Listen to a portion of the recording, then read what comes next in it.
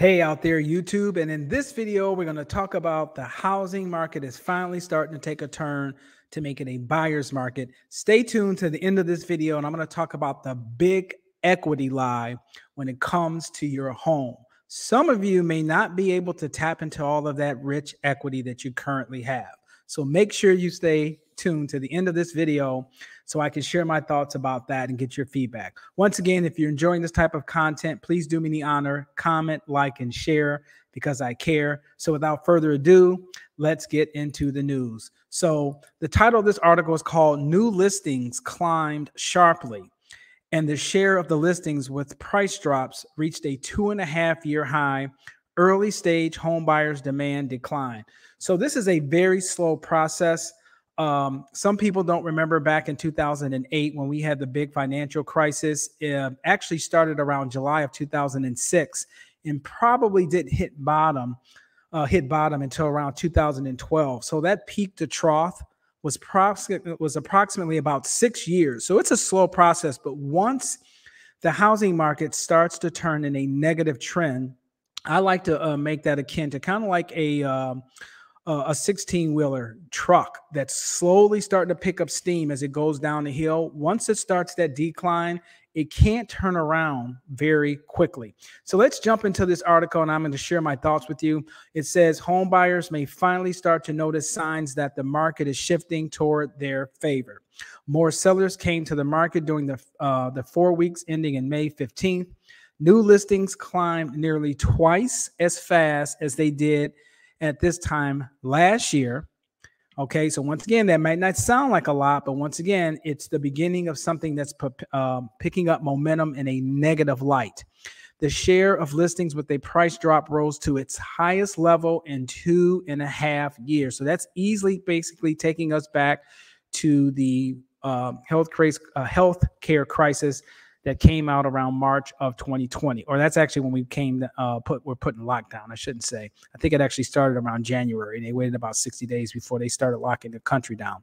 So mortgage applications, purchase applications fell to the lowest level since May of 2020. The number of home buyers touring and offering on homes, as measured by Redfin Home Buyer Demand Index, posted its largest annual decline since April of 2020. So once again, we're going back to that pre-pandemic level. Still, desirable homes are getting scooped up at a record pace, a median 15 days on the market. So that's a very misleading statement because that is specific to a market. That is not an aggregate statistic. So some markets are still experiencing a very strong seller market. Some of those sellers are still experiencing asking price at or above their list price. So by and large, overall, definitely the housing market is slowing down. Rising mortgage rates have caused the housing market to shift now, and sellers are in a hurry to find a buyer before demand weakens further. I think that is absolutely spot on.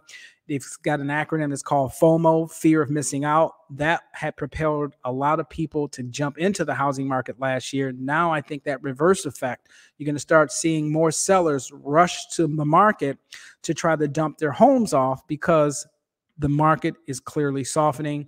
I think a 30-year fixed rate's at 5.5%, assuming that you probably have very good credit.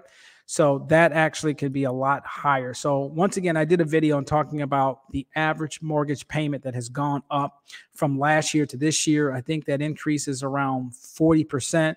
So once again, not to sound like a broken record, but when you compound that significant jump in your mortgage payment with rising energy costs, gas prices, food prices, just from inflation overall, it's basically just eating away at the average consumer's disposable pocket. And they just don't have the money for discretionary spendings. They're really tightening their proverbial belt, so to speak. That's why Target sales are down.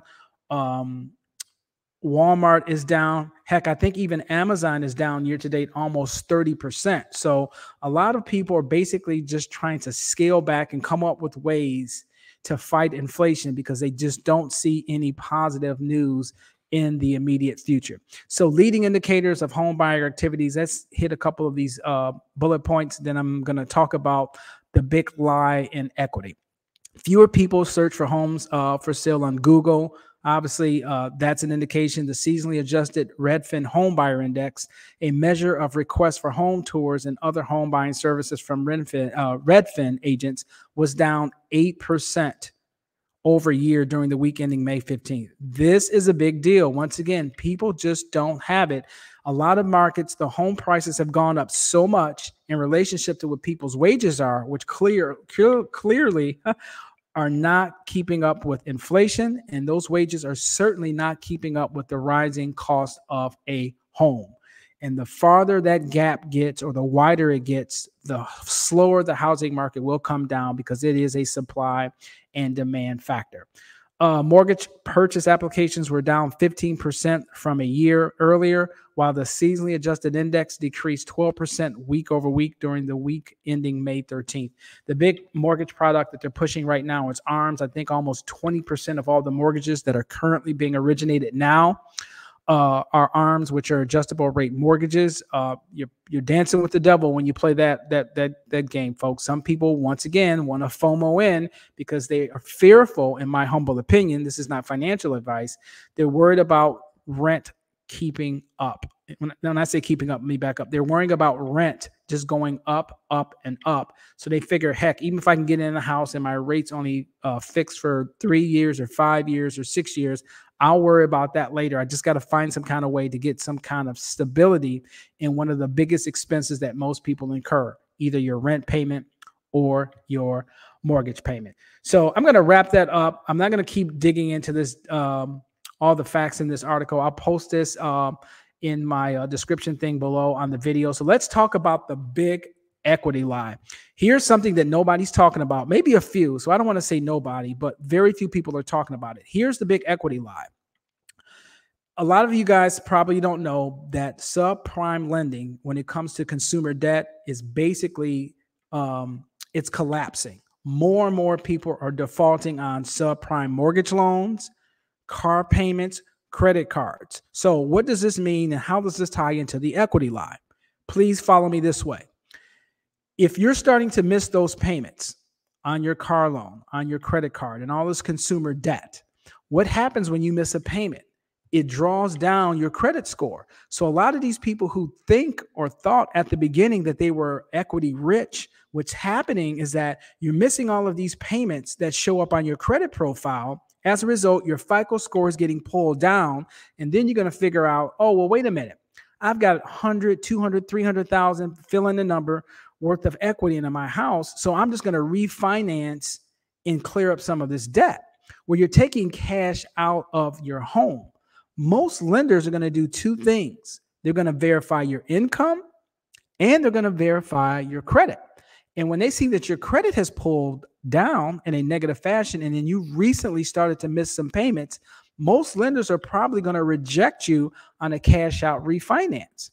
Here's another thing. I said about 6 months ago, don't be so quick to quit that job, because first in, first out. You will see unemployment kick up the latter half of this year.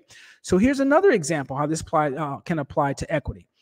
You left a good job, not to say that you shouldn't try to improve yourself, but here's my point. If you leave a job and then you get another one, okay, and then unemployment kicks up, which it will, and you happen to be in that bucket of people who are getting laid off the latter half of this year, and then you don't have a job, once again, that's a moot point when it comes to equity. Because even if your credit score hasn't taken a hit, if you're trying to cash out and extract out some cash from a refinance, the lender's going to verify two key components, credit and income. They've got to make sure that your DTI, your debt to income ratio, is in line with their lending standards. So that also can prevent you from tapping into your equity. So what you're going to see is that a lot of people who have a lot of equity are going to fall behind on their bills, and some of them are not going to be able to tap into their equity. Once again, if you're looking to get a cash out refinance, 99% of the time, there's two major components that the lender's going to look at. They're going to do a hard inquiry on your credit profile,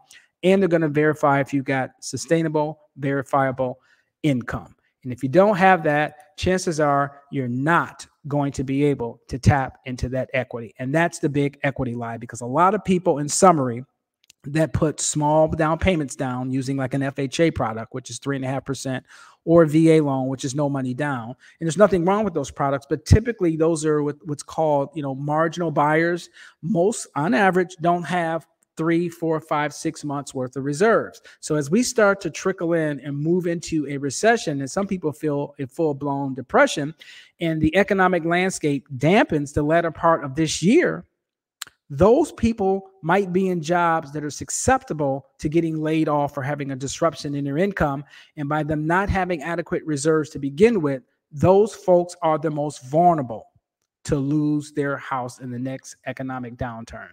Once again, if you're enjoying this type of content, please do me a great favor. Just hit the like button. That helps. Subscribe and share because I care.